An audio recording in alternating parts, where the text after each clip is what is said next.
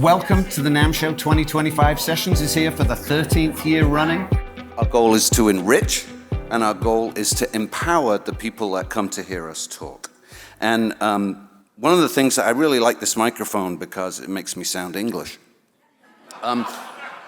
Over the years we've been doing this, and we did our first panel at Musicians Institute back in 2011. We have honestly helped tens of thousands of people over the years to make a mark on the music industry, and some of the success stories that come back to us from young musicians who saw us in 2014 or 2012 or 2016 and are now succeeding in the industry lets us know that this is worth doing. I do have to say though that we are here today for the second year running without our fearless leader. So when the sessions formed, and every panel that's taken place here since that time has been myself playing second fiddle, and lead violinist, lead everything, has always been the great Dom Famularo. You know, he's still here. You can feel his presence wherever you go, and the hole he left in our business and in our personal lives is really no smaller than it was a year ago, but we follow his advice and we move onward and we move upward. Now, listen, I did something last year as a spur of the moment, but I kind of dug it. Because I thought, do we have a moment of silence for Dom? And I thought, if there's one word that you would never put in the same sentence as Dom Famularo, it's silence. So, and for all those that know him. So what we did last year is we asked everybody for 5 seconds to make as much noise as they possibly could, just in case he's napping somewhere, although I will tell you the chances of him napping, pretty remote. Dom used to tell us all, I never sleep on a plane. I always talk to people. I got the pictures to prove he does sleep on a plane. So if I just count to 3, can we just raise the roof as our own tribute to Dom for this year and let him know, make sure he's paying attention and giving us his guidance? Yes? Okay, 1, 2, 3.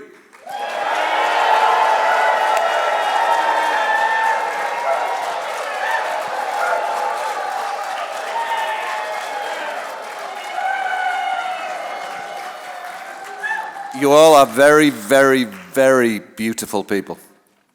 Now, I do want to acknowledge someone quickly in the audience before I bring up our panel. We exist as an organization because of Jules Follett. And many of you are familiar with her book, Sticks and Skins. Jules is here in the audience, and she's not only made a difference to all the thousands of young musicians we've educated, she's made a fundamental difference in my life. And she deserves everyone's applause and credit.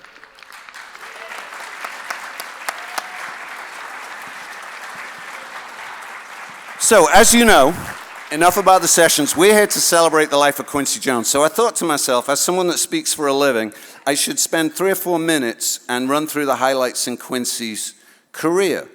So after doing my normal research, I realized that if I was to run through the highlights of Quincy's career, we'd still be here on Tuesday. There is no 5-minute short on the unbelievable things that Quincy did in his life. Having said that, Quincy was born in 1933. He passed away in 2024. So there's a dash right there. 1933-2024.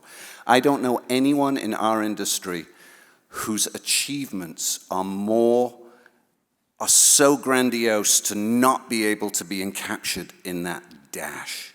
That dash is the most insignificant sign that you could possibly have. And you have to think, this guy is a composer, an arranger, a musician, a producer. Words like legend and genius are bandied around far too casually. There is no doubt Quincy is a legend and a genius. And it doesn't matter what you look, from Lionel Hampton to Ray Charles, to Sarah Vaughan, to Dizzy Gillespie, to Frank Sinatra, to Michael Jackson, to James Ingram. 28 Grammys, 80 Grammy nominations, 7 Oscar nominations. He wrote the music for In the Heat of the Night. He co-produced and wrote the music for The Color Purple, Sanford and Son, The Cosby Show. He touched everybody, but so much more. More than music, he was a humanitarian. He was a leader in race relations in this country, built bridges and crossed rivers to bring people together. I don't know if any of you were at the breakfast this morning and saw Jacob Collier perform. It was, first of all, one of the most emotionally profound experiences of my life. And I'm old. He talked about how music, both internally and externally, has a power that leads to joy. That was Quincy. Quincy's music was joyous and will continue to be so. But enough of hearing me talk. Everyone's real excited when the lawyer's quiet. So at this stage, I would like to introduce to you our panelists. First up, I have one of the greatest bass players the industry has ever seen. From Barry White to Foreplay to Eric Clapton to Phil Collins and about 2,000 other recordings. Daft Punk, Stevie Wonder. 2 phenomenal solo albums, and if you haven't downloaded them, go get you greatest version of Moondance you've ever heard in your life. Also has a new album coming out with his son Noah, who is as much of a class act as his father. He is, in my opinion, the most generous and compassionate human in the business. He is a great guy and a great musician. Ladies and gentlemen, please welcome Nathan East.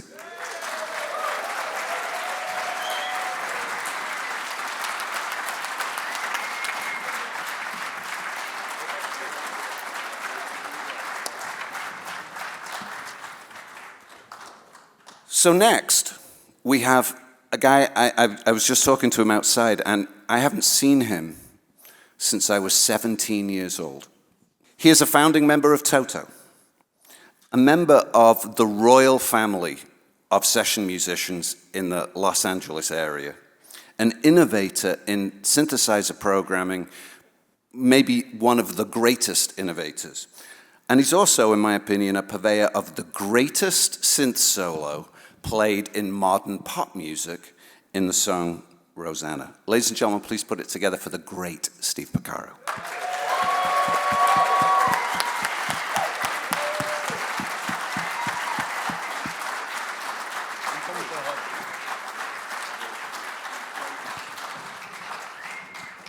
All right, and last, but, okay, so I'll tell you a funny story. So we always ask folks to send us their bios before we do this. Not that we don't know all about them and often don't know them very well personally, but they send us their bios so I can be sure I don't say something that they don't want me to say, right? So Nathan sent me his bio, half a page, fantastic. Steve sent me his bio, half a page, fantastic.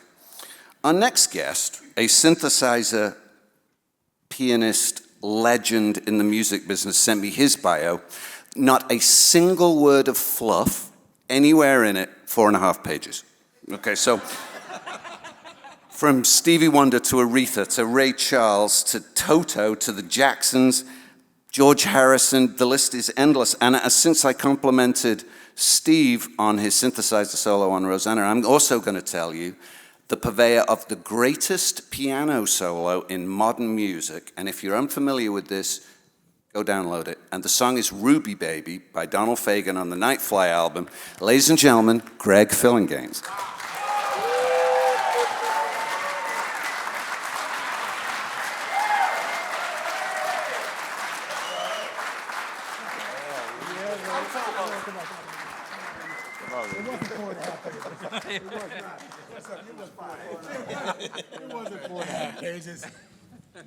It was not 4.5 pages, it was 5. Oh, dear. Well, wait, what about my jacket, though? My favorite board game. Huh? Come on, what? Okay, I'm good. Why is it special? Because there's only one. It's a little Monopoly joke for you there. Oh, there you go. So listen, guys, thank you so much for being here. We're talking about somebody that you all worked with many times. We're talking about somebody that you grew up knowing the amount of their legend before you ever worked with them. So I want to just ask you a general question. And whoever wants to lead first and whoever wants to interrupt, that's fine too. Let's talk about the first time you met Quincy, whether you were working with him or whether you met him in a different arena. Greg, why don't you kick off? It was 2 times. The first time, I was still in Detroit, which is where I'm from, and Quincy was in town for a signing of his newest album at that time called You Got a Bad Girl, right? And it's the one that you fold out, and it's him in his pimp pose. He's like, looking all sexy, and all leather and everything. And he was really hot, And so I left school early to go down to Hudson's department store and get a signed record, And I'm standing in line, after buying the record, and I go up to him and I go, "Hi, Mr. Jones, my name's Greg Phillinganes." And he could not have been sweeter. He asked me if I was a musician. I said yes. And then he asked me what instrument I play, and I said keyboards. And then he asked me if I had a Fender Rhodes, because that was the thing at the time. You had to have a Fender Rhodes, And I said, no, but I get to play one in the band that I'm in, And then said a couple other things, and that was that. And he could not have been sweeter. And then the second time I met him, even though I don't remember what led up to that, but I ended up, working for him. My first time working for him was a little something he was producing with Herb Alpert at A&M. So I go to A&M for the first time, and he's producing this artist with Herb Alpert. And it was for a single, and the name of the song was The Best Thing, and the artist was Billy Eckstine. So that was my second time meeting him. But up until the time he passed, he still remembered our first meeting. Yeah, and he never forgot it, Amazing. And neither will I. Isn't that part of who he was, right? And, absolutely.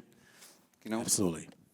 Steve, what do you think? What was the first time you met? Well, of course, I'd always heard about Quincy, especially my dad had worked on several of his film scores, and that was always, he spoke so highly of him and how hip those scores were, The Pawnbroker. And your dad was? Joe Porcaro. Yes. And he was in the percussion section back there. Yes, thank you very much. And then when I left school early also, but this new producer in town, hot producer in town, David Foster, was all over the place, and he kind of latched on to me. I knew this synthesizer called the CS80, and David just brought me along whenever he had a synthesizer session, and one of them was he had 2 songs on the new Michael Jackson album, Off the Wall, and he brought me along with him because Quincy wanted him to do keyboards on the 2 songs he had written. And so that was my first time meeting Quincy, Bruce, and Michael all at once. But let me ask you this. So from your dad, and listen, growing up in your family, you had met many famous, talented folks, but there's only really one Quincy. How did you feel going into that session to work with Quincy? I was very excited. I'd been listening to a lot of his solo albums. I heard my friend of mine, Michael Boddicker, had been working with Quincy with doing synthesizers. And I loved it. Midnight Soul Patrol. I don't know if you remember some of this stuff was just great work. And I was very, very excited to be working with Quincy. And you felt it the second you walked in the room. There was an air about it all that we'll get into more, but it was definitely different than most sessions. Wow, amazing. Nate, how did you first meet Quincy? Amazing, and it was more than 50 years ago that I met Quincy. I was a teenager, and I was in a band called Power that was actually opening for Cannonball Adderley on the tour. And Cannonball loved our band, and he was very close to Quincy. And so he said, guys, I want Quincy to meet you. And he took our entire band up to Quincy's house. We set up and played for Quincy Jones. Yeah, and here I am, a teenager, and I'll never forget, we did Emir Deodato's, we did 2001 Space Odyssey. We played at Quincy's house. First of all, Billy D. Williams was over there, and so here you are, a teenager, but no pressure, there's Quincy over here, Clarence Avant, and so we played for Q, and he loved the band and said, you know what, we should make a record together, you know, and I'd love to produce you guys. And he was over the moon, couldn't have been sweeter. And he started talking about what kind of direction do you want to go, what kind of record do you want to make, jazz, R&B. And so we're in these talks, and then next thing you know, he had his aneurysm. And then that kind of like just kind of put a halt to everything.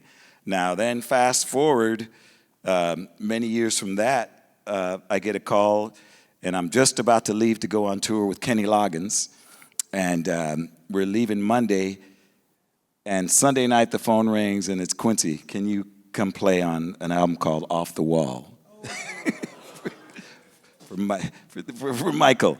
And like, what am I gonna do? I can't. Hey Kenny, I can't tour with you right now. You know? So I did the tour, and I missed playing on that record, and thankfully, that's why I wasn't there, and I would have had a chance to play with these guys.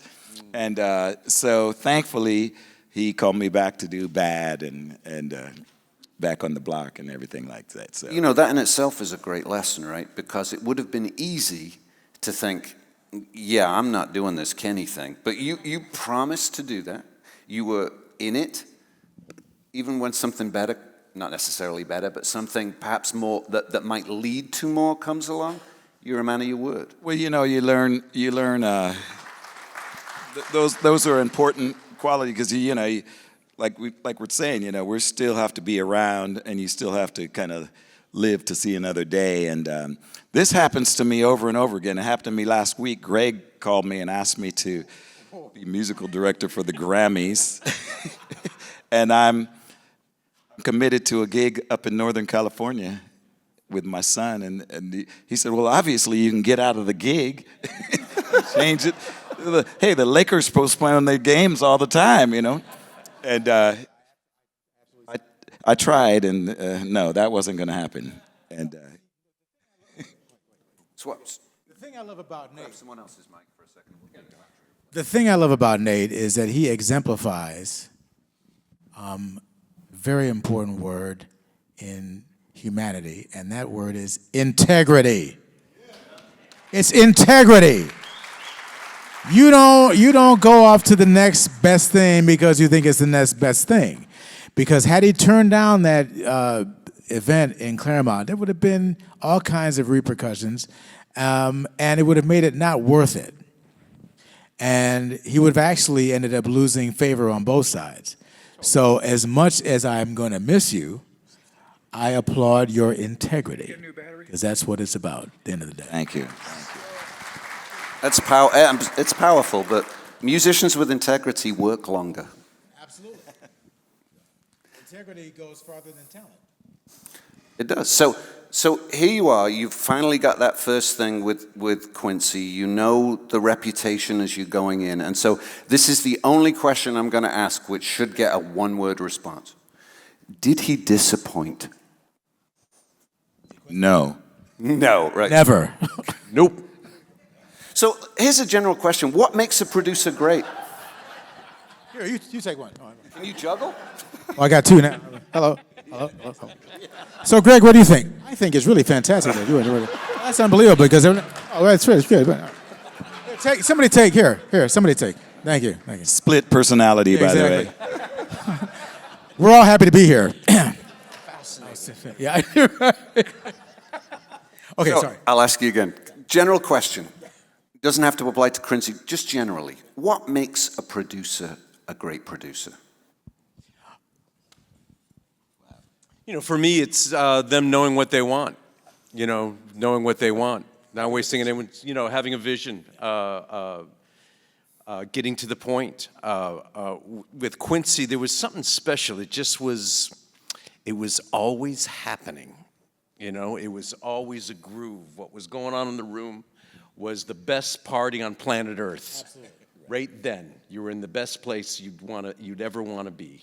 See, the thing is about him, he was obviously the standard for all of us, and we all aspired to just be in the same room with him. So when you finally got to be in the same room with him, that was your validation before you ever played a note.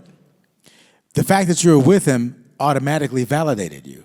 And he had this beautiful ability to make you feel like you were the only one in the room of thousands, you know. It was always very personable, and he just always was able to bring out more from you than you ever realized you had, right? Now, speaking for myself, we only had a very limited amount of tracks back in the day, and I knew half the time when he would put something up and have me take a stab at it, Bruce and him would kind of look at each other. There'd already be something else on tape there, and they would be deciding whether what I had bettered it or not. And I'm sure for everybody who was there, they were the most important person on planet Earth right then, and it was just the way he made you feel. He got the best performance out of you, making you feel like you were the perfect guy. And not with a lot of words either. Not with, I need you to do this, this. It wasn't like that. It was just gentle guidance, right? It's just kind of, well, let's try this, And he was always open to what you had to bring, which is why that's one of the great qualities that's one of the qualities of a great producer. Casting, knowing your strengths and being able to improve your weaknesses at the same time. So. And he surrounded himself. I mean, you go into a Quincy session, and it was like the dream team of musicians, And so, there's Greg, there's Stevie P in there, there's Jeff Porcaro, JR, there's David Page, and it's like you're looking in there, and it's like the top guys. So not only are you have to be on your game, but like every single person in the room is a person that makes your game go higher. Right, so everyone's elevated. And I want to interject that you can't be talking about Quincy in the studio without talking about Bruce Swedien. Absolutely. As well. Amen. Yeah. Bruce was, unbelievable. Quincy knew who to have be his lieutenant next to him in the studio. Bruce was the boss, kind of. Right. Sometimes even more than Quincy. You know what I mean? Quincy would defer to Bruce as far as sounds. You know what I mean? If it was a bass direct box, right? It was the best direct box you ever seen in your life. This was his buddy at JPL Laboratories. Just put it together for him earlier in the afternoon, and it was and you know what? It was the best direct box you ever heard in your life.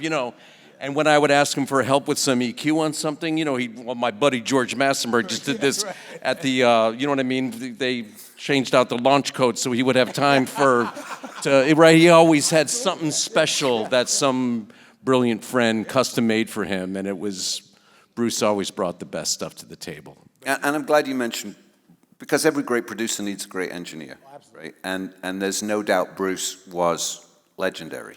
Well, they were symbiotically connected. Yes. They really were. They had the same mind. You said something I think that's really important, and especially for younger musicians who may have forgotten that this was the case. Steve, you just said we didn't have a lot of tracks. That's a problem and a challenge that many younger folks don't have to face because, back in the days of recording with analog, you might have a 24-channel desk. You would be limited to the number of times you could bounce down without losing quality. That's something Pro Tools doesn't have to worry about. But from a producer's perspective, that made a massive difference to what you were trying to do. Yeah, for what I saw immediately, it's a little bit different now, but the thing was then you had to make these decisions. You know what I mean? Sometimes there would be one track left to do a guitar solo on, and it was like, do we punch that in, or because if we do, we're going to lose what's there. You have to make those decisions then and there. We can't keep everything like we can now, and it just forces you to make those decisions then, which I think all of us who have had option anxiety and have had way too much tracks to sift through when you've got. When a great guitar solo's come over and has given you 9 unbelievable tracks, and you're looking up at that Mount Everest of guitar tracks you have to comp, See, Nate's bobbing his head because he's thinking, I only need 1 track and I'm keeping it. It's true. No, but it lets you know that the most important things, and Quincy used to teach you this about life, is choices. Every single day, we get 1 million choices we have to make. Turn left, turn right, go, stop. I mean, and, and when we go to the studio, it's like a choice. Is it going to be in the upper register? Am I going down in the lower register? I mean, everything is a choice. And especially as a producer, you have to be the one making all the choices and saying, okay, we're going to keep that take, And Eddie Van Halen just came in and did a solo. We're going to keep it. Luke just came and did a solo. We're going to keep it. We're going to keep Steve Porcaro's demo track on Human Nature because that can't be recreated. One of the greatest songs ever written. And 100%. Quincy, ever. And the story behind the song comes from the heart. It comes from a point of humanity where he's writing a song for his daughter, and he's putting it on the back of a cassette. He's not like fussing with it, but he's just saying, "Hey, this is tell him that it's human nature." And then Quincy and Rod discover the song by accident. I got to talk about how much they elevate it. Quincy has this guy, John Bettis, write the verse lyrics. Just elevates the song. He puts Lukather guitar part on there that I never thought of in a million years that just elevated the song. Having Bruce Swedeen mix it just took it to a place that I had no idea it ever had the ability to go. But that right there, that is the definitive role of a great producer, right? Elevation is the people write great songs. If they're not well produced, they don't reach the potential they might have. Now, don't get me wrong, it's a great song. I think it would stand the test of time if it was played and sung by one person with an acoustic guitar. It would be a great song. But after Quincy was done with it, it was a masterpiece. And I was going to talk about Thriller a little later, but let's talk about Human Nature for a minute. I mean, Steve, how did that come about? Yeah, and let's not forget right away Michael Jackson and the vocal performance he did, which, which was just, I was standing there next to him in the room, and just how much he elevated the song and what he brought to the table is I can never tell you. What would you like to know? Anything you want to tell us about the recording process, about how it was built? Well, anything you want to tell me, period. But I'm thinking how it went from that demo to the stages it went through to get to where it ended up. I think he liked finding this piece of sand that he saw some potential in and could turn into a pearl. And to his credit, though, he kept what he liked about my demo. He liked the atmosphere. That's right. He loved the atmosphere, which is what I was all about. It was, they were not looking for a mid-tempo ballad. He loved the atmosphere of it, and he kept that by letting me recreate as much of my demo as he wanted me to. But then, like I said, he just took it to a whole nother level. He took it to a whole nother level that blew my mind, If I was there when they were doing that Lukather guitar part, I would have said, "No way! You're ruining my baby." You know what I mean? And 40 million records later, I saw the wisdom in it. Better late than never. What are you gonna do? I came around. What can I tell you? But the thing about it is this song to me is like a miracle because back in the day, if anybody remembers cassette tapes. Also, they had these cassette players that would, once it got to the end of that side, 45 minutes later, it would automatically reverse and start to play the other side. So, first of all, Quincy's office was literally floor-to-ceiling envelopes that people sent him songs to record. So, like, you'd go in there and it just floor-to-ceiling. No way he could listen. But Steve... And I think Page had written a couple songs for Michael. He was asking Page. He was asking David Page for songs. Yeah, so they sent a couple songs over, but when they were sending the songs over, Steve had recorded this on a cassette, and so they just fast forwarded the cassette. Yeah, sorry. No, I can't believe I know this story, but the fact is, they were at the house. It was Quincy and Rod, and they were listening to all those tapes that you talked about, right? They were on the floor. They were on the floor lying down, almost asleep, and they were listening to all kinds of stuff. And as you said, the thing is playing, and then it automatically switched. The 2 songs that got submitted Yeah. had already gone Right. past, and they didn't get a response. No, they're just right. All of a sudden, the thing clicks over, right, and all of a sudden you hear. It's like that's what happened. That's what happened. Then when they heard that, and they woke up and said, "Hey, what is that?" And they kept, and then they went, "Hey, I think we're on to something," and that's how that happened. So the miracle is, if this tape machine didn't have auto reverse, we wouldn't have this conversation today, which is a miracle. It's really true. And if they hadn't fallen asleep listening to the first side, Yeah, that's right. they might never have known it. Yeah. And even these guys who submitted, here's a couple songs we want to submit to Michael.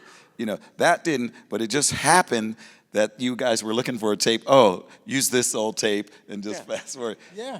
Well, we had run out of cassette tapes. We had these custom-made, they were only like 10 minutes long, so they'd only hold a couple songs. Okay. They'd hold a couple songs. So I had just done a mix of Human Nature as it stood then. And then Paige called down. He says, "Remember those 2 tunes we did last night? Quincy's assistant was on the way to pick them up." He goes, "Run me a quick mix on those." And so I just quickly, I saw that was I used the last cassette. So I just turned it over, rewound it, relabeled it, and put David's 2 songs on there. See? On the A side, And David was cool with this in the end, right?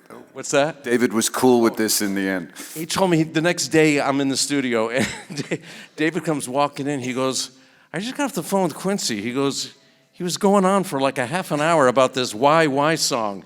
He goes, I finally said to him, "I think you're talking about one of Steve's songs." He thought it was Paige's. Oops. Now, Greg, you didn't play. Did you play on Human Nature? Oh no, they didn't need me. They had someone else, right? So They didn't need me for that. That's all. Greg did the keyboards did the basic Rhodes part on every single song on Thriller. Well, I was looking at and listen, we all know the internet is, of course, as we all know, the greatest thing to ever happen to the music industry, and also the worst thing to ever happen to the music industry. But I was trying to do some research to check credits, and maybe it was correct, because it said that you played on every song on Thriller except Human Nature. I think so. That's. He played on 100 million copies that album sold. I don't remember doing that. Oh, is there a disagreement? Did he play on? Well, no. Steve was saying that he seems to remember me getting to do a pass at it, but I really don't. I don't remember, trying that at all. I think it was. I remember hearing it, but I don't remember working on it. I think your career is not diminished by a grain of sand if the internet is correct on that. So, But isn't it true that your original keyboard part ended up on the record? Yes. And that wasn't for lack of them trying to recreate it, right? Yeah. No, we recreated it in the studio with the same exact instruments. Gotcha. Yeah. We recreated it all. but again, isn't that the genius of a great producer? Because they don't have to say, "I can do it different, I can do it better." What they're saying is, this right here, I'm saying this is perfect. So I think we've all worked at some stage with musicians who want to change everything just to put their signature on it. But if you've got great ears, you don't need to do that. And I talked to a number of clients and friends prior to today who had worked with Quincy in the past, and the one consistent thing they said, great ears. Quincy had great ears. He could hear the best ears, right? Is that really what makes? Because you have with to, all the other things. You have to be so judicious, with every decision, and it's about knowing what to keep, understanding the essence of the song, and knowing what to keep. And if a demo has certain components that are just, undeniable, and you can't live without, you want to retain those, and build around it. And he knew how to do that. And you've hinted at this before, but the other thing those friends and clients told me on the phone was, there's a joy in working with Quincy. Oh, absolutely. I mean, two things. When you work with Quincy, you knew 2 things were going to happen. You were going to have a lot of fun, and you were going to eat well. Okay, because he always had slamming food. It got to the point where in later years I used to eat out of his plate. He just had he'd bring extra stuff from the house. No, oh, Greg's gonna want some of this, you know. But we always had so much fun, laughs, you know. And Bruce, you know, with his big boomy deep voice. All right now, you know, and his vocal. Vocal. And we just had the best time. It's actually a wonder we got anything done because. Well, you definitely got some things done. Yeah. It was always out of fun and love and joy, and that's what's going to be missed most about him. Yeah, and the other thing is we've all worked for producers. We've worked with producers that couldn't find middle C if you said here's $1 million. The GPS, yeah. Just nothing, man. You know, and they can't even formalize musical ideas, so they come up with stuff like, well, it needs to be more pink. And we had to deal with producers, and I need more purple. And we would actually go, you know what, hang on. I think I got it. And then we'd do something and I go, yeah, that's it. Or after you do the take, you know, they'd ask the pizza delivery guy, hey, what do you think? What do you think? Or you do the take and you know everybody in the room knew it was the take, right? And the producer goes, that's great, one more. Yeah. Absolutely perfect, brilliant. Yeah. Just one more. Just one more. Yeah. So later that same week, you know, it's like, we have it finally? You know? And the other thing about Quincy's production style is here's a man that didn't play one note on the record, but it sounds like Quincy Jones. You know, I mean. On his solo records. 100%. On his soul, exactly. Quincy Jones, walking in space. He had all the autonomy, you know. He wouldn't arrange one note, he wouldn't write one note, he wouldn't play one note, he wouldn't sing one note, but it was a Quincy Jones album. There was no doubt about it every step of the way. It was his decisions. Yeah. You know, it reminds me, my dad was a wise guy. And I don't mean he was a wise guy. I mean, he was a wise guy, had wisdom. You know, yeah, not that type of wise guy. He always used to say all the time, the smartest guy is not the guy that knows everything. The smartest guy is the guy who knows who to ask.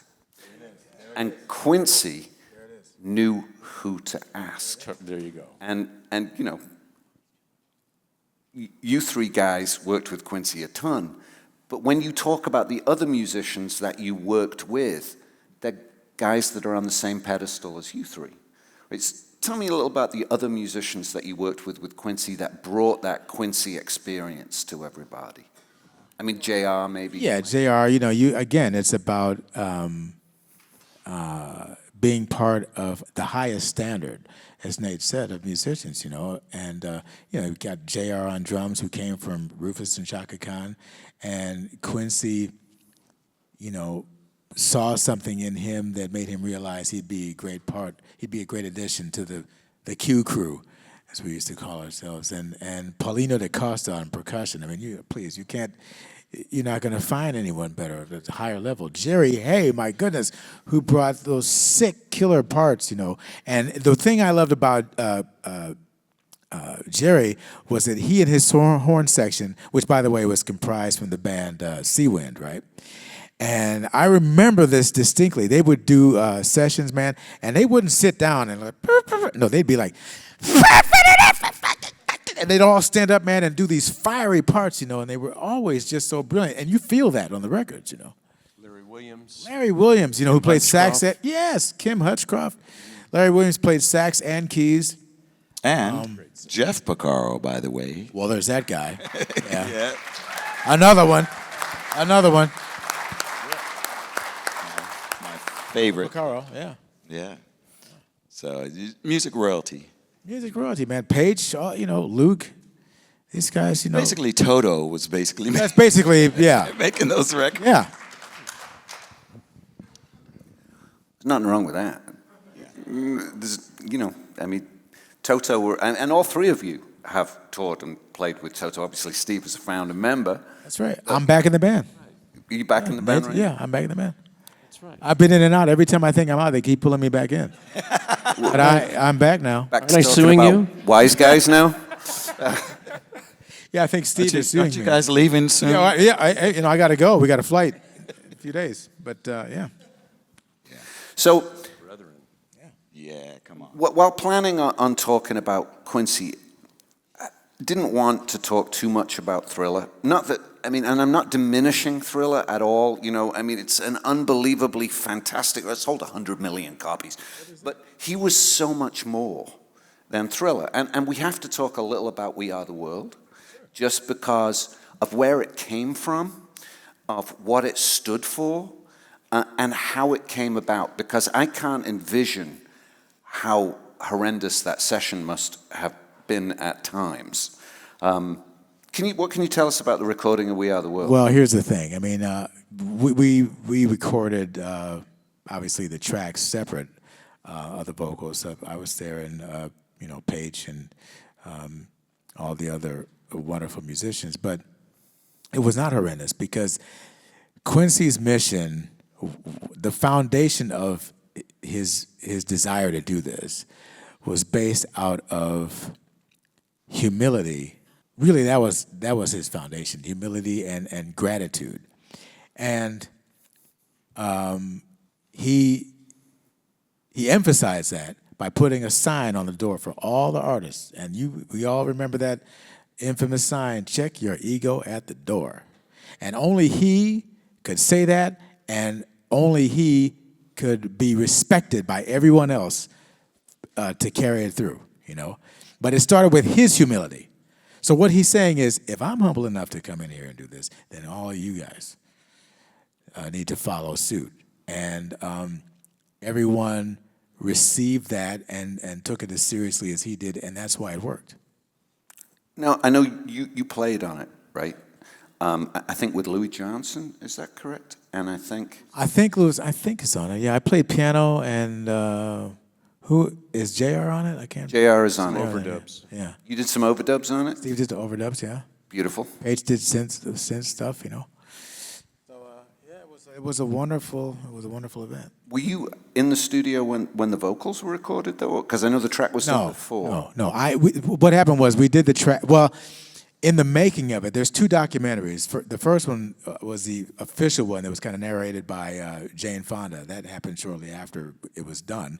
And then there was the newer one that was mostly narrated by Lionel, called The Greatest Event in Rock and Roll History. You know, there's footage of Quincy wanted me and the other guys to be there for the demo. We did it at Lion's Share Studios, but what we didn't realize was that Lionel and Stevie and Michael were going to show up.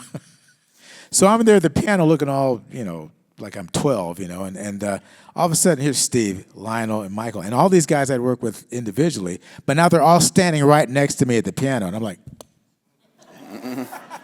and of course while I'm doing this, there's like, camera right there, and I'm like, okay, let me just try to keep it together because there's Stevie, Lionel, and Michael, and they're standing right there, So I'm playing the thing, and so we did that separately. But when they did the vocals, they did it at at Studio A and A&M. But they set up the huge sound stage, the Chaplin sound stage, for all of the artists, handlers, managers, families. And I went down and I watched it go down on monitors in the sound stage. So. I mean, I'm guessing every musician would have wanted to be in there, but I'm guessing at some stage someone had to say no. Oh, as far as the selection, yeah, but it was pretty widespread when they got everybody from Michael and Diana to, Huey Lewis to Dan Aykroyd. Because Aykroyd sitting there going, I don't know what I'm doing here, but it's great. I think it's great. It's like, that documentary is available on Netflix, and if you haven't seen it, go watch it because it is fascinating. Yeah, because you get to see Lionel, you get to hear from Lionel's perspective, and you get a much clearer understanding of exactly what was at stake, because a lot was at stake.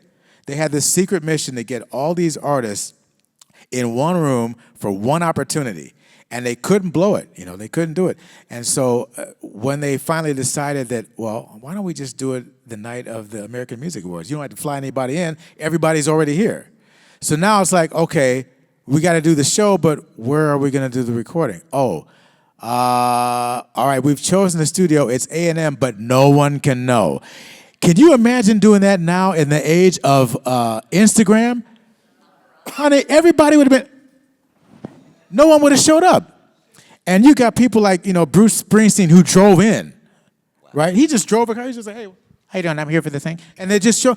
And so they're all showing up right after the award. And by the way, Lionel had, the little pressure of having to host a 3-hour award show of which he won about half of them.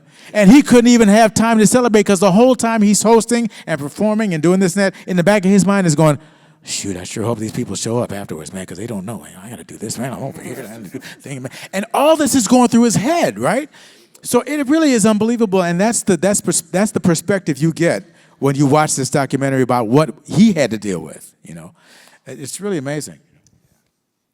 And if you haven't seen Stevie Wonder impersonating Bob Dylan, you have to. Yeah, that's worth it right there. It's worth the price of admission, right? It is, because Dylan was scared because it's Bob Dylan, but he knows, he's like, look, I might be Bob Dylan, but these are singers. What am I gonna do? So Steve had to literally remind Dylan on how to be Dylan. It was fascinating because it's like there's a choice of making. And he's doing that right, and like Dylan is standing there, he's going, hey, damn, that sounds like me. That's probably doing. So, yeah, Steve's like, yeah, don't worry, just go. It's a choice of making. You don't have to sing it, right? You don't have to sing. Just be yourself. Just kind of, talk the words. And then he did it. He's like, okay, Quincy, what do you think about this? There's a choice of Megan. Where's there? And Quincy's like, yeah, that's it. You got it. So that's how that worked. You should watch it, yeah.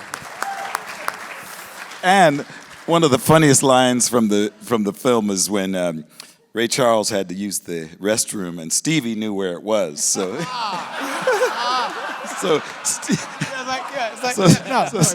Steve said, "Oh, yeah, I got you." Steve shows Ray the blind leading the blind. Here we go. It's great. Yeah. And then there was a thing when there was some downtime, and Al Jarreau started a little impromptu, right? And everybody started joining in. And so it went on for a long time, and certain artists took verses. So Steve's just laid in the cut. He's just waiting, He's like, something about, if you then I have to say. And then when daylight comes, you're going to have to be driven home by me, or Ray. And everybody just broke up. I mean, it's incredible. You got to watch this thing. It's great. Now, That's fantastic. I always took the version of that song being as kind of a tribute to Harry Belafonte. Absolutely. Who was, of course... Who was there, yeah. Yeah. And Jarreau started it, man. It was really wonderful. And it was started impromptu. Yeah. And, I'd love to know what Harry's reaction... Well, you can see it, man. He's just standing there going... It's beaming. Just beaming. Yeah. Like the proud papa. He didn't even say anything. He didn't have to, It was a really beautiful moment. It was very sweet, yeah. But it's those beautiful moments that kind of tie experience together, right? So, and I wonder if there's any other beautiful moments you can think of in the studio with Quin. Well, in the studio with Quin. Well, I was going to say, as far as We Are the World, the best thing about the whole documentary, both of them, is that you see the humanity of these artists. 100%. Everybody's stripped down because as soon as they saw the sign, their egos really did get checked at the door, and it's like, oh, hang on. This is great. I'm Bruce Springsteen, but I'm talking to Diana Ross. And Diana Ross is like, oh, this is great. I'm Diana Ross, but I'm talking to, Harry Belafonte, and everybody, they're signing autographs for each other. Can you imagine Bruce getting an autograph from, oh, this is great. That's Bob Dylan. But everybody, that's, right? So you see their humanity too. But as far as working with Quincy, I mean, I can't emphasize enough how he not only made you feel so special, but he brought out qualities in you that you didn't realize you had. But he always was elevated. Listen, one of the things that comes out in multiple of our sessions interviews is we play, or in Quincy's case, we play like who we are. So, you listen to somebody like Jeff Porcaro. He was the kindest, most easygoing, great, and yet his playing is symptomatic of that. It's slightly, ever so slightly, beautifully behind the beat and makes you just feel good deep inside. And I was privileged enough to meet Jeff a few times, and that's how he made me feel. He made me feel like I was the most special person that he was. And we play or produce like who we are. You know, Nate, you're the nicest guy in the world. You know, Nate is the Sara Lee of the music industry. he is. Nobody doesn't like Nathan East. Nobody. You're too kind. Nobody doesn't like Nathan East. I'm telling you. Well, there's too many examples. Quincy, first of all, I remember reading articles about him, and he said, I'd rather have somebody who's less of a player than a diva in the studio that's going to kind of ruin the session, you know. And that's one of the first things that I realized about, you know, someone like Quincy, that that was high up there on the priority list. You know, everybody comes in there with you got your stuff and you're already prepared. But I mean, he had an ability to assemble a group of people that all had mutual respect for each other, and most importantly, mutual respect for this piece of music that they were about to record. You know, and you know why, right? You know why he got that? Because he got it from his mentor, Nadia Boulanger, who mentored other, you know, sort of up-and-comers like Stravinsky. And seriously, and he studied under her, Nadia Boulanger. Look her up. Google. Do yourself a favor, Nadia Boulanger. Just look it up. And she once told him something that he has since told me, and I've told everybody I know, that you are no more of a musician than you are a human being.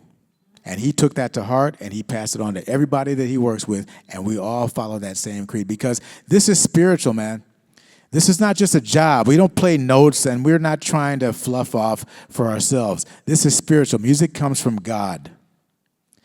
And if you don't believe it, why do you think you get so much joy? It's God sharing his personality through music. That's why it's so powerful. So we have a responsibility to carry God's heart through our playing, because he gave us the talent in the first place. That's what this is about. Amen. Amen. And you saying that makes me think of watching Jacob Collier this morning. Oh, if you listen, I cried. Greg, I you swear to God, I cried. you cannot look at Jacob and not believe there's a God. Because I don't know where this brother gets it from. I mean, he's unbelievable. And that can only come from one place, I assure you. So he's phenomenal. He's got such a beautiful heart. He gave a little speech first, and then he had 1,000 people in that. I don't know how many people were in that room. I'm lousy at numbers, but it must have been close to this, the big Tech Awards room over there, and it was packed.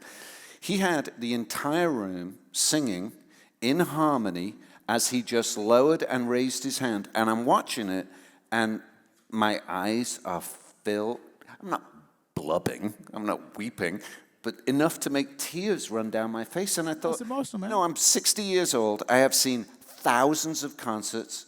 I have cried at music many times, but I don't remember ever crying in a live scenario. And I thought, I'm going in to talk about Quincy this afternoon, to talk about the fact that the word genius is massively overused. Jacob Collier is a genius. Well, that's God, man. I mean, there's no other explanation. There's no other explanation. He's a beautiful conduit, you know, and he's able to relate on such A humanitarian level. human level, a visceral level, and it's a beautiful thing to watch, you know. I love it.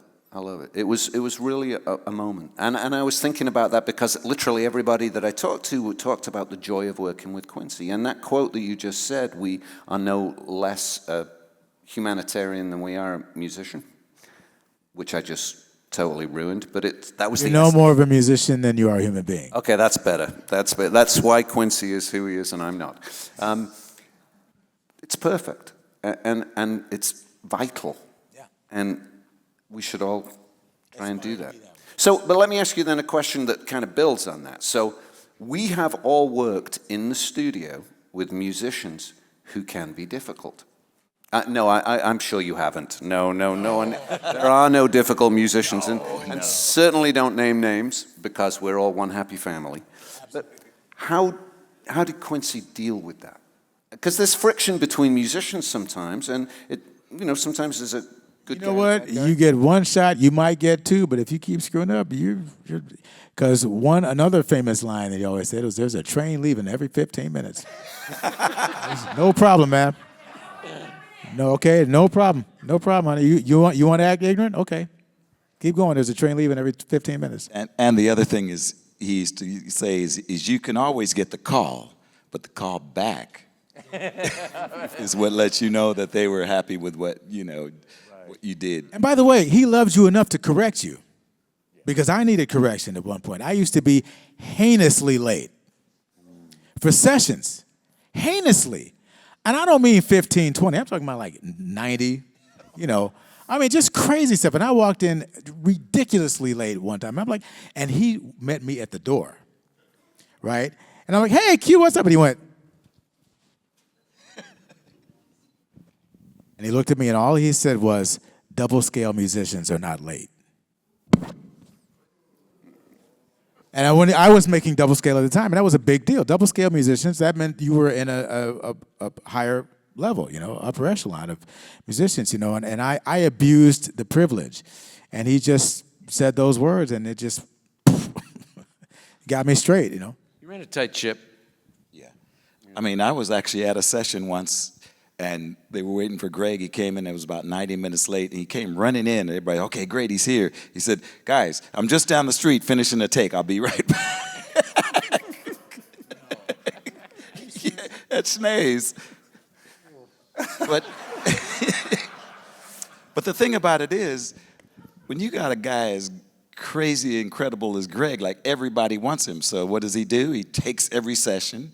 And obviously, you couldn't be in 3 places at once. So I'm not giving you a pass, but... Well, fortunately, I don't do that anymore.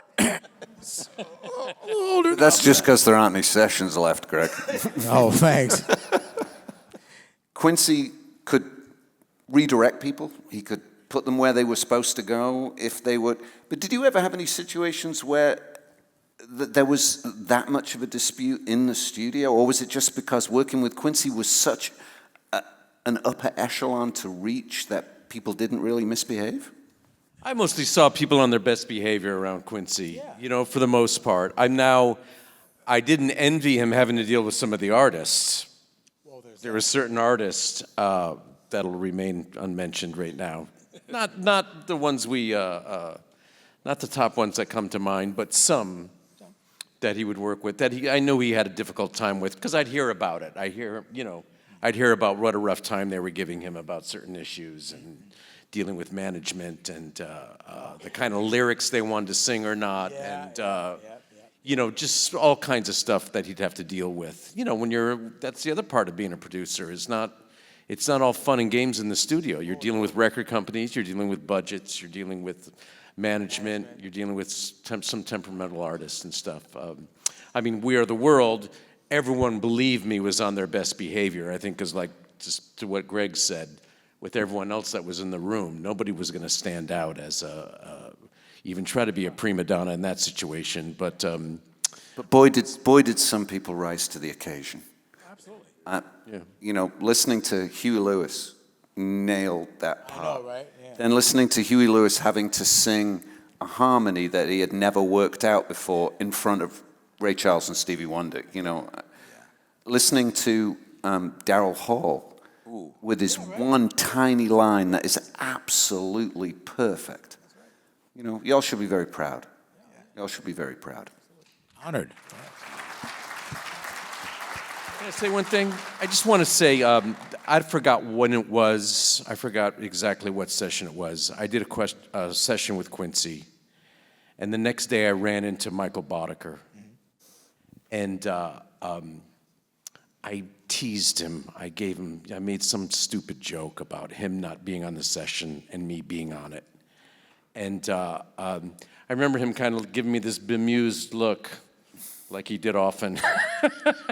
And he just said to me something I'll never forget. In regards to Quincy, he said, "Steve, I'm just thrilled to be part of the team."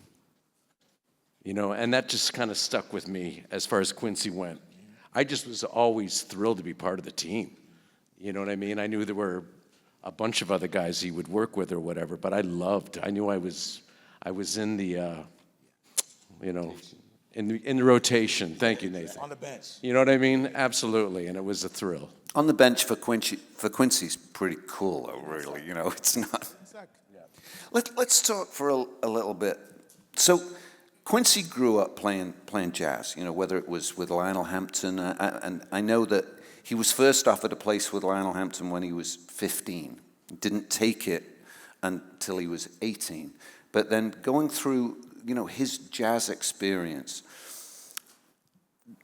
Quincy clearly understood this continuity of African American music, where it started and where it went.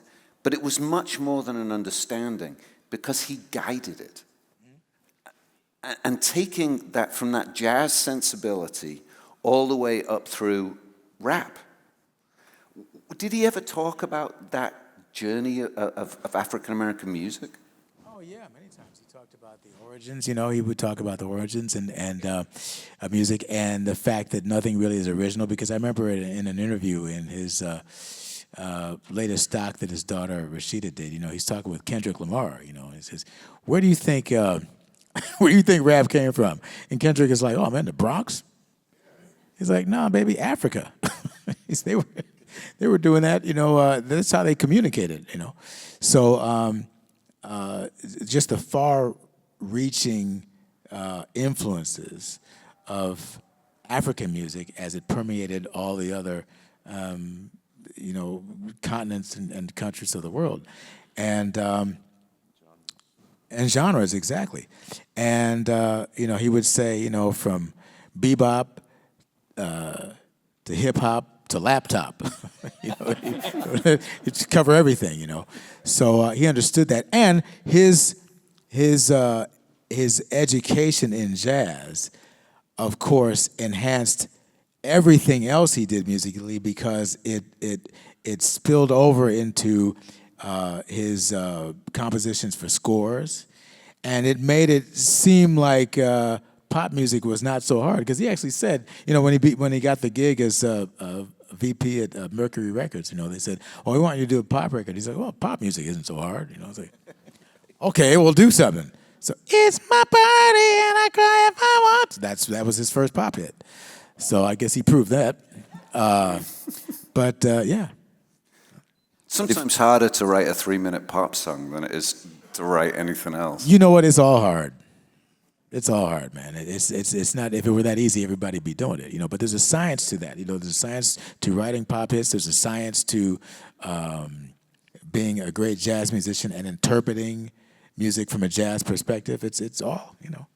And if you think about when he was doing it, because you know we were at his 90th birthday celebration last year, so that means if you back up to when he's a teenager, you're talking about, you know, the mid-century, early mid-century, and when really there were no the opportunities, especially for a black arranger and songwriter, especially in the TV and film business.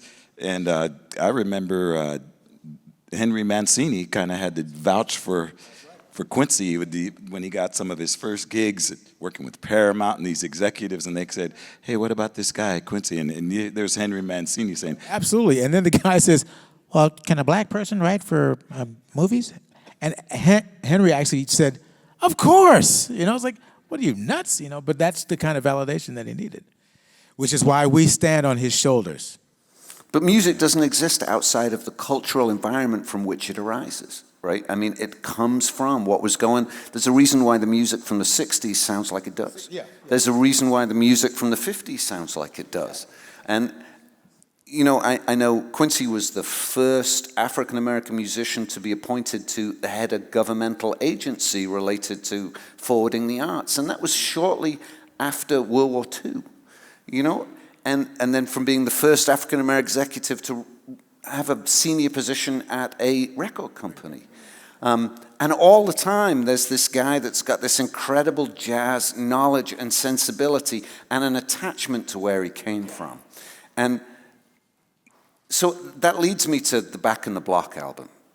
Right? So the Back on the Block album was the first time I was, and it's maybe me, was the first time I was really aware of people placing jazz and rap within the same record.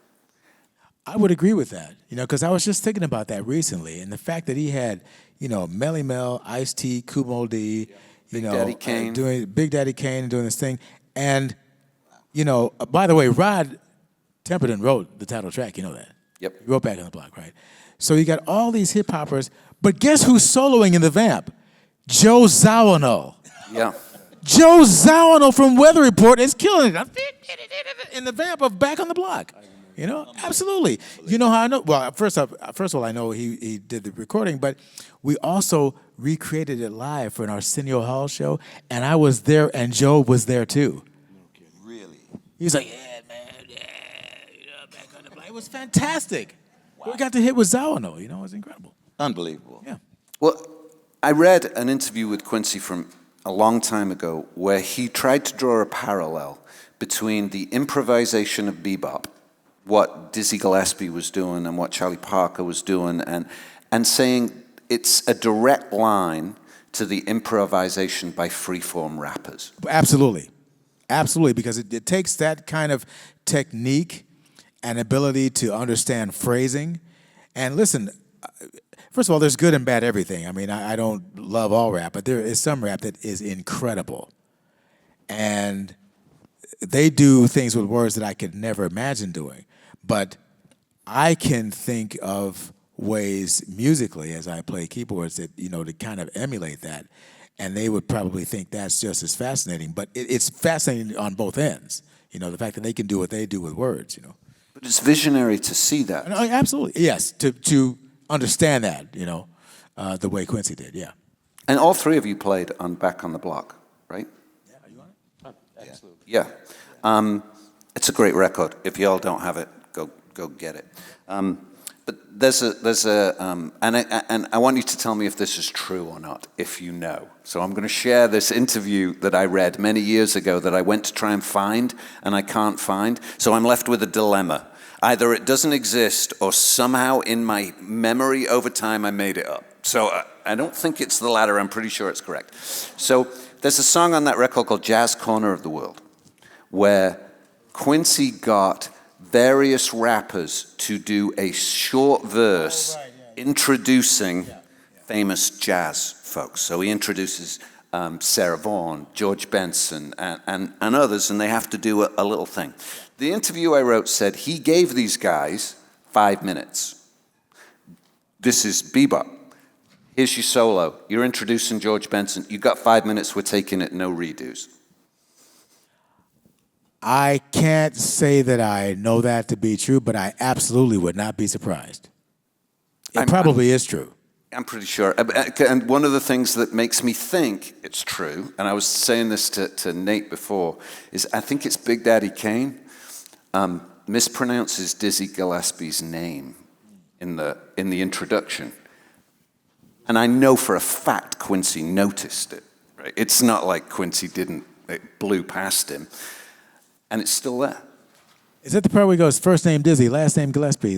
Except he says first name Dizzy, last name Gillespie. Oh, wow. Oh, man. And it's there for all the world. I got to go back and hear that. I don't know. I didn't realize he did that. Oh, I'm positive. Alrighty. Yikes. So how did the Back in the Block sessions differ? Because that was a Quincy solo album. I mean, and it was, him at some of his finest cross-genre production. Yeah.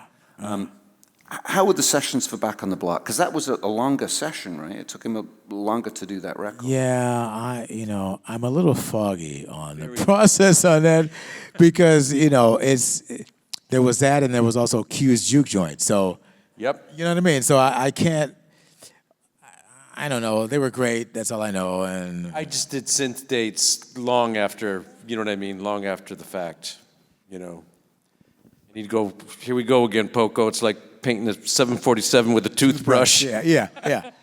So is it just? I heard you refer to yourself as Poco there. So I hear that Quincy had nicknames for everybody. Everybody. Everybody had a nickname. Greg is Mouse. Poco. By the way, before he gets out of here, I just want to acknowledge one of the great players, Jerry DeMont. Yeah, is who is in the room. He played on I Say a Little Prayer for You. Come on now. Yes, sir. Yes, sir. Please. Thank you for it. Oh, man. Oh, my goodness. Yeah. Oh, my goodness. Curtis. Yeah. Come on, royalty in the house. And Another Piece of My Heart by Aretha Franklin. Exactly. Come on. God, there's no better bass track than Another Piece of My Heart with it. Sorry, Nate. No better bass track. Absolutely. Come on, There it Jerry is. Jamon in the house. There it is. Come on now. Thank you. Come on. Yes, sir. Wow. So, go ahead. Where were we? Back on the block. Back in the block. You- Yeah, By the way, when I got a call to play on Birdland, I go in the studio, and Sarah Vaughan is out there in the vocal booth. She's singing, you know, and then he just gets on the talkback and says, "Hey, Sarah, come on in here. Nate's here. He's just going to do Birdland, and it's only going to take him 5 minutes." You know, so like. No pressure. I'm sitting in there in the control room. There's Bruce Swerdine, Quincy Jones, and Sarah Vaughan. He's like, "Okay, hit go. Let's go." You have to play the Jacko part. And I had to play the Jacko party. So basically, how tight was your sphincter at that time? I'm just wondering, was it really? Yeah. You couldn't pull an E string through it with a pair of pliers. That's what I was wondering about that. Yeah, that's pretty tight. That's pretty tight right there. Just checking on that. Thank you. But that's the confidence that, you know, he had in his people. Well, and you rose to the occasion, right? You know, because that part remains, right? It wasn't like, okay, let's bring in someone else, you know? Yeah, no, well, everything you ever played for Quincy, you knew that there were 5 people outside the door that said, "Hey, wait a second, I can do it too." Listen, it's a great record, and it's a timeless record, and it bridges a gap. I talked in my introduction about him bridging gaps and crossing rivers to do what he was doing, and I think there was a time when a lot of serious musicians, I don't really know what that means, but serious musicians did not think of rap when it was first coming around as something that would A, stay, or B, be considered serious. And I think it took someone like Quincy to say, hey, I'm a serious guy, and I'm telling you, this is here to stay. Well, the word really is more purists, right? They're jazz purists. And by the way, Quincy got flack from these purists for, crossing over into pop. Sure. So they before Thriller, they hit him with, when he was doing Leslie Gore, please, he got, pushed back from that. So he had to fight these purists, which of course he didn't care about because most of them came around anyway. There is a repetitive bass synth line in the song Thriller that was, if I'm correct, was recorded without looping. You dang Skippy, it was recorded without looping. Of course. You'll need to go listen to that because this is, how many notes is it? It's a very short phrase, right? Yeah. 1, 2, 3, 4, 5, 6, 7. And for how many minutes do you have to play that perfectly in time? It was about 5 or so, I don't know. Yeah, there's not a producer with Pro Tools today that would make you play it more than once. Well, that's why I don't do that many sessions. Yeah. How many takes? Oh, I don't know. But I did play it all the way through.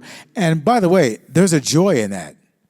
There's a joy in playing it all the way through because as you're playing, you're creating. And the beautiful thing about it is now you get to use your own tastes and sensibilities to constantly decide in every measure, am I going to play the line or am I going to play a lick? And if I'm going to play a lick, where am I going to play it? And why am I playing a lick? Does it mean something? Is it going to enhance the track or am I just showing off? That's what right? You know what I'm talking about. And so that's what you're deciding on every bar, every measure. And there's a joy in that repetition. So if you loop it, you're actually taking away the joy of the performance in the first place. So it's counterproductive. 100%. Why would you do that? So I want to make sure that everybody has a chance to ask questions because I don't want to dominate the questions. But I want to ask you a bigger question first, and then we'll go to that. Remember, we have to end it tonight. We do. I know. Okay. It's a really big question. How are you, sitting here today, a better person and musician for having worked with Quincy? Oh my Lord, we don't even have the time. I'm better because I was in the company of a man who loved and he cared and he always made me feel special and he always wanted the best for me. And he treated me like his son. And we have a million beautiful moments out of the studio. Experiences that were only with him that I could never have dreamed of. Do you understand that I skied the Alps with him and his two brothers? I've flown on private jets with him. We've eaten at the most unbelievable world-class restaurants on the planet, man. I mean, he introduced me to one of his buddies was a master Michelin chef named Freddie Girardet, and he had a restaurant somewhere in Switzerland. He got a bunch of us together, and we went and took over the restaurant, and I have pictures with him.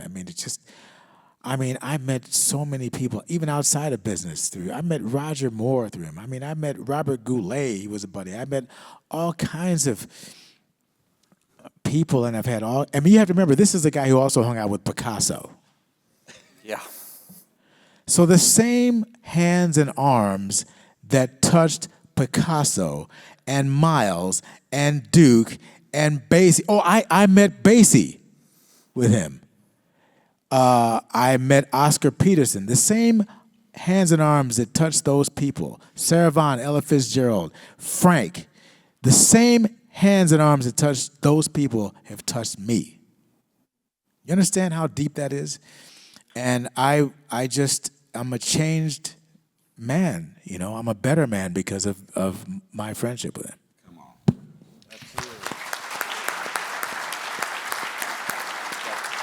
I was going to get to that. Listen, I've learned more bass lines from Greg and Stevie Wonder than you know what I'm saying? And yeah.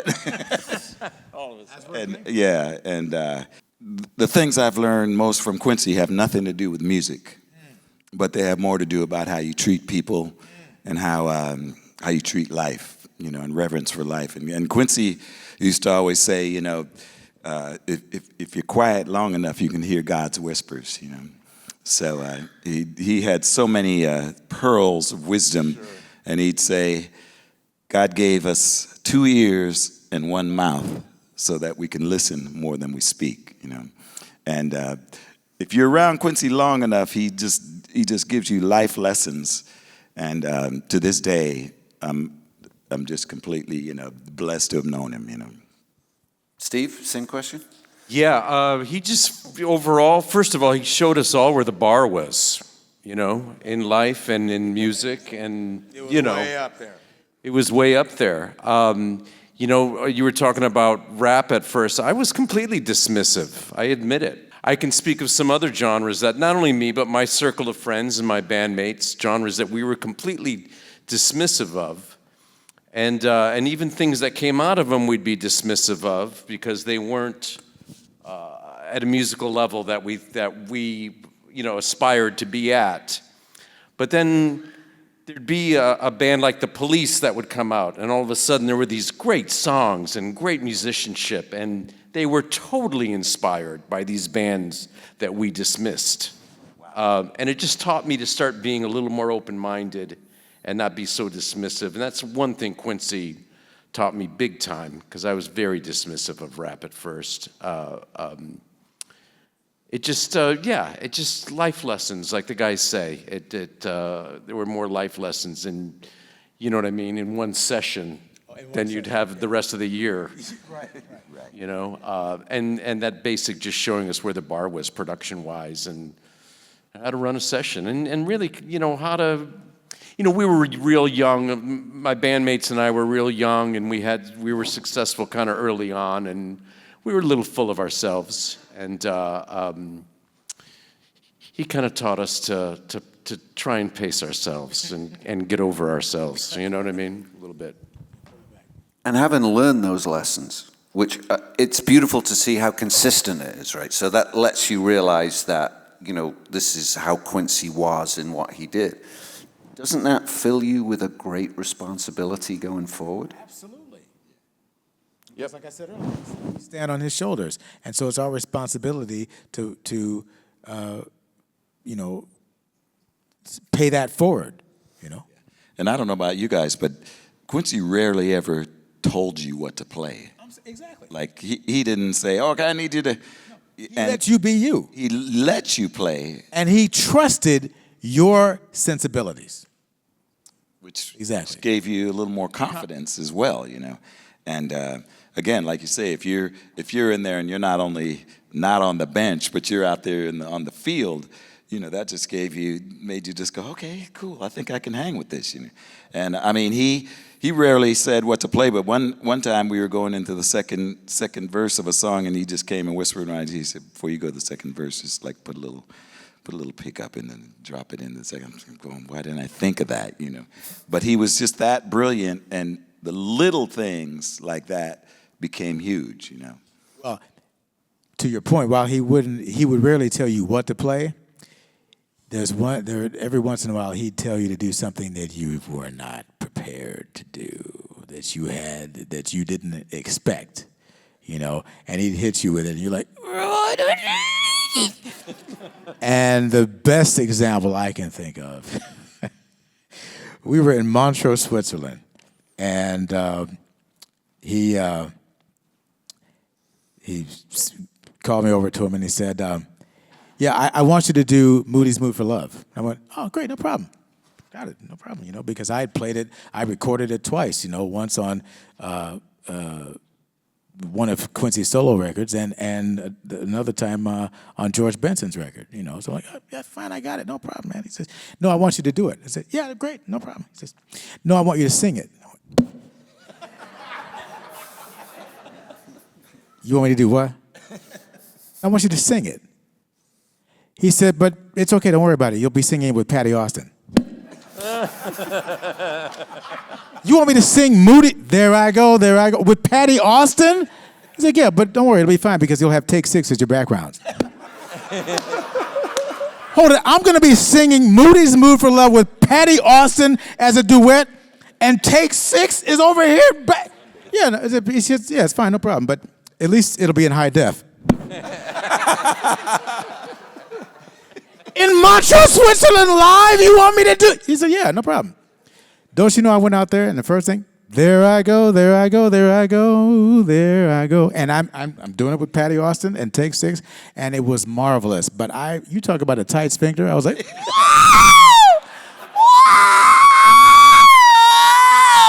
I go. I mean, it was unbelievable, but you know, I pulled it off by the grace of God. But see, he brought that out of me. I would have never volunteered for that. You know, but... And by the way, the mayor of Switzerland was right there, too. It's flawed. You know, cameras, high def, is like, you know. There I go. It was crazy.